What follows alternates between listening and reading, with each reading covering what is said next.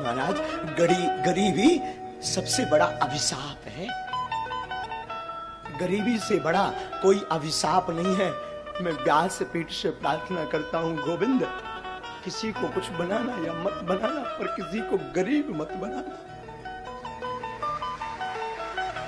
और आज भी हमारे भारत देश में हजारों लोग भूखे सोते हैं।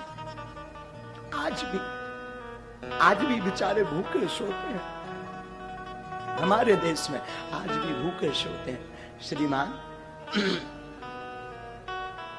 हमारा निजी अनुभव है, हम किसी की बात नहीं कहते, हमारा निजी अनुभव है कि जब 2 रुपया ना हो ना तो कोई पूछता नहीं है, और कोई उधार नहीं देता। इसलिए नहीं देता क्योंकि ये चुका नहीं पाएगा। बड़े लोगों को ही उधारी मिलती है, गरीबों का तो सिर्फ परमात्मा होता है।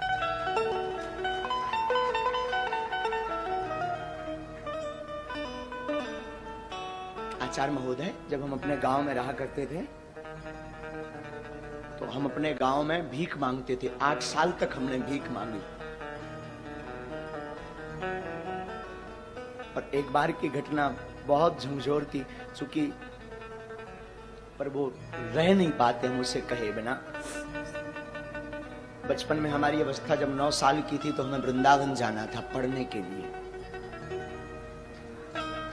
हमारे पिताजी कुछ करते नहीं थे, गांव के हम ब्राह्मण थे, तो भीख मांग करके हम अपना जीवन चलाते थे पूरे परिवार का। और वृंदावन जाने के लिए हमारे पास उस वक्त 1000 रुपए किराया ना रहे।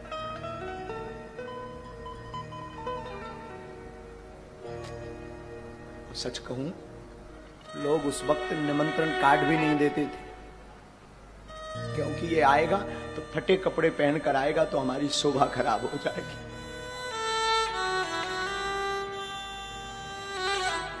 श्रीमान, 2000 रुपया किराया नहीं मिला था हमें वृंदावन जाने के लिए, क्योंकि लोग इसलिए नहीं देते थे क्योंकि ये चुका नहीं पाएंगे। हमारी माँ ने हमेशा इस दास को जीना सिखाया। माँ और हमारे गुरुदेव कहा करते थे, बेटा जगत साथ दे या ना दे, पर गोविंद के सहारे तुम डटे रहना, गोविंद सहारा जरूर देंगे। और आज हनुमान जी ने ऐसा हाथ पकड़ा, आज हनुमान जी ने ऐसा हाथ पकड़ा कि जो लोग कल किराया नहीं देते थे वही लोग आज टोकन लेने की लाइन में खड़े 6-6 महीना। और बड़ी बात, जिस वृंदावन में हमें कथा सीखने जाना था उसी वृंदावन में हनुमान जी ने बास दे दिया, आश्रम बनवाना शुरू कर दिया। मैं व्यासपीठ से प्रार्थना करूं, तुम बड़े आदमी के घर पर जा पाना या मत जा पाना, पर जिसका कोई ना हो, अगर उसके घर पर दिवाली हो, महोत्सव हो, शादी हो, दुख हो, तो मेरी प्रार्थना है उसके घर तुम जरूर जाना।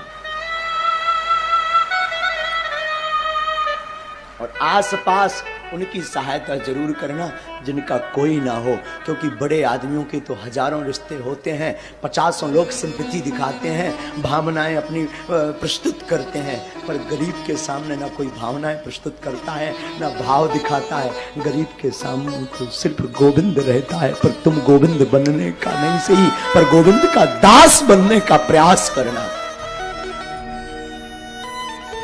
क्योंकि गरीबी बड़ी विचित्र होती। साधु जिसने देखी वही जानता है।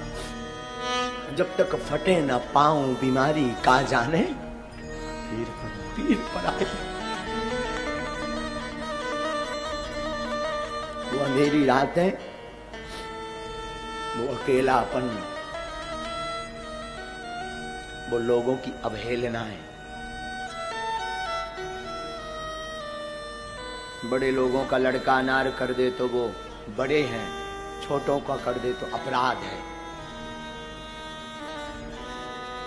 छोटों का करे तो अपराध है।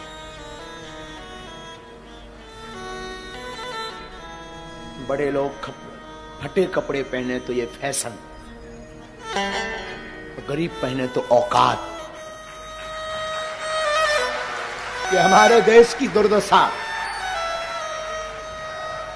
बड़ा आदमी जमीन पर बैठे, बड़ा आदमी जमीन पर बैठे तो बड़े हृदय दिल का, और गरीब बैठे तो ये उसकी औकात। द्विपक्षीय हमारा देश है, द्विपक्षीय, तो द्विपक्षीय हमारा देश है। इसलिए बागेश्वर धाम की व्यासपीठ को हमने इसीलिए सिर्फ और सिर्फ उनके लिए खोल रखा जिसका कोई नहीं है।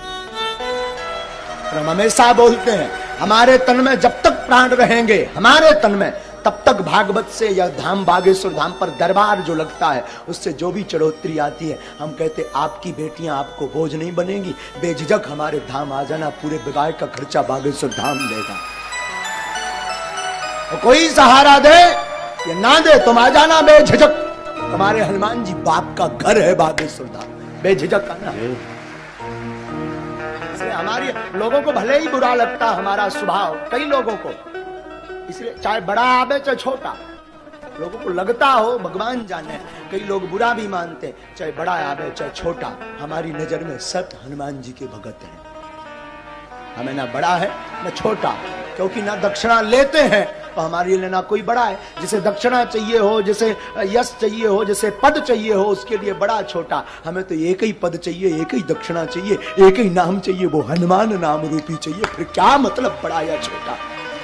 इसलिए कथा भी हम हमेशा अपने हनुमान जी को सुनाते हैं और बोल देते तुम्हारी क्षमता हो तो बैठो, नहीं तो भग जाओ, नो वेलकम। हमारी कथा आपके लिए नहीं है, अपने बाप हनुमान जी के लिए है। तुम सुनो या ना सुनो, मेरा बाप तो मुस्कुराता सुन रहा ना, तो बैठकर सुनता है और मुस्कुराता भी अद्भुत साहब। वो तो खड़ा खड़ा मुस्कुराता रहता और सुनता है कथा को। तुम क्या सुनोगे और आप दक्षिणा भी क्या दोगे? दुनिया खुद भिखारी है, वो क्या दक्षिणा चुकाएगी? अंतर इतना है, गरीब मंदिर के बाहर भीख मांगता, अमीर भीतर जाकर भीख मांगता, भिखारी दोनों है। जगत खुद भिखारी है, तो क्या आपको देगा? मैं प्रार्थना करूं संसार के लोगों से आशा मत करना, आशा करना तो सिर्फ गोविंद से करना। जगत तभी आपको साथ देगा जब आपके अंदर होते के धोते होंगे। कुछ नहीं होगा तो जगत साथ नहीं देगा, क्योंकि सब भिखारी हैं। अंतर इतना, कोई बाहर भीख मांगता लाज लज्जा छोड़कर, और कोई जो है पर्दा के अंदर भीख मांगता, भीख दोनों मांगते हैं। मैं प्रार्थना करूं, बुरा जरूर लगेगा मेरी बात का, और लगे तो हमें कौन था लिया पर समझाने, करिया मो कराओ। लगे भी बुरा तो मुझे कोई व्यासपीठ ही अगर सत्य नहीं बोलेगी तो कौन सत्य बोलेगा। आजकल मंदिरों में भी वीआईपी सुविधाएं हो गई हैं, गुरुओं के पास भी वीआईपी सुविधाएं हो गई। मैं प्रार्थना करना चाहता हूं, सब उंगलियां एक सी नहीं होती, ये बात ठीक है, पर उनके लिए जरूर कुछ बनो जिनका कोई नहीं, जो 2 रुपया चढ़ा नहीं सकते, उनका जरूर बनो, उनका जरूर बनो। एक घड़ी बड़े आदमी का, प्रतिष्ठित आदमी का आप निमता छोड़ देना, उसको सहयोग देना छोड़ देना, उसके साथ खड़े होना छोड़ देना। पर मैं प्रार्थना करूं, I request all of you, उस गरीब का साथ देना मत छोड़ना जिसका कोई ना हो।